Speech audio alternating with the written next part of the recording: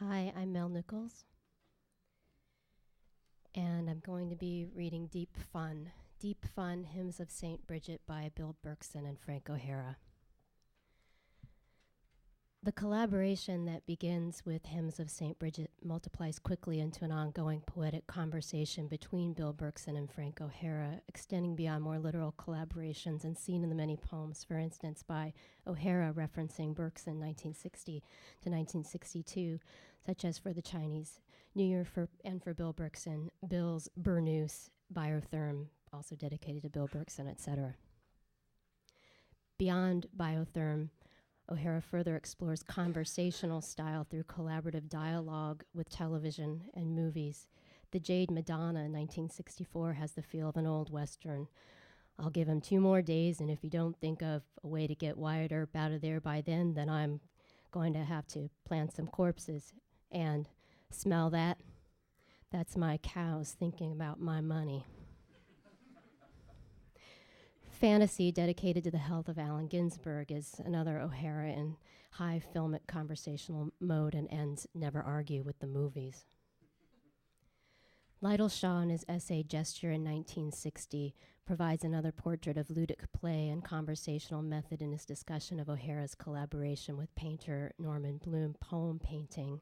Bloom characterizes the spontaneous and intersocial aspects of working on all the tacked up poem paintings at once while in the studio with Frank O'Hara listening to music, and it was instantaneous, like a conversation between friends. Bloom says in an interview that all the pieces came out of some hilarious relationship with people we knew and out of a particular situation. What is the role of humor? I asked Bill Berkson over the phone. The way he paused, it sounded like maybe he thought it was a bad question. The role of humor, he said very slowly, is to have fun. He repeated it with no hesitation. The role of humor is to have fun, to keep things rolling. It's the only way to do collaboration, to roll it. Most of it is having fun between friends. The story of how the collaboration Hymns of St. Bridget got rolling can be found in the notes of the Owl Press publication of the book in 2001. Bill Berkson and Frank O'Hara were walking along First Avenue and noticed the crooked steeple on a church, St. Bridget's, which I imagine was likened to a limp phallus, and they laughed about it. Berkson went home, was for some reason still thinking about the limp steeple of St. Bridget's church, and so sat down to write hymn to St. Bridget's steeple in what Berkson calls a sort of poor imitation of Frank O'Hara. Berkson says, I showed it to Frank, and he said, why don't we do a series of these? Berkson notes that in most of the collaborations, there is this sense of having fun, of humor. That's the way to do it. Allen Ginsberg talked about deep gossip, so why not deep humor? I'm sure there are deep lyric moments in the collaboration, but one can also have deep humor.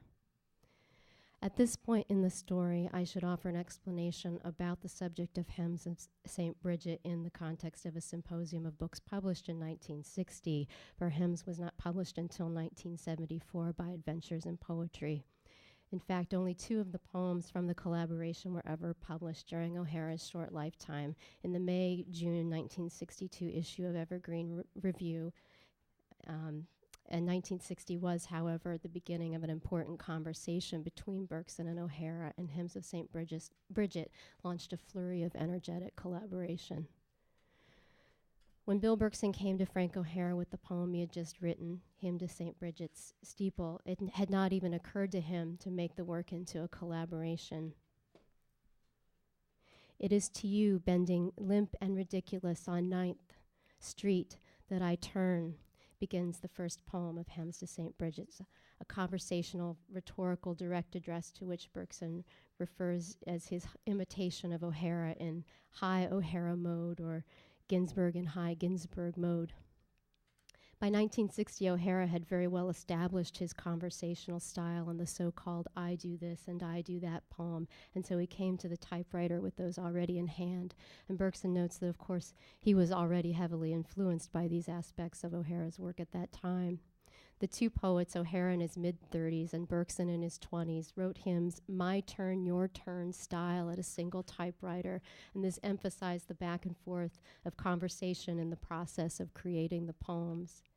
If Ludic play is a significant player throughout the collaborations between O'Hara and Berkson, it is perhaps also an important contributor to the so-called third voice of collaboration. O'Hara's work increasingly moves from the painterly to the filmic, and the collaborations become increasingly untamed and open as they accumulate in that work. Berkson says, I think Frank was very excited by this, and on his own he began to write things that were wilder and wilder leading up to Biotherm. Thank you.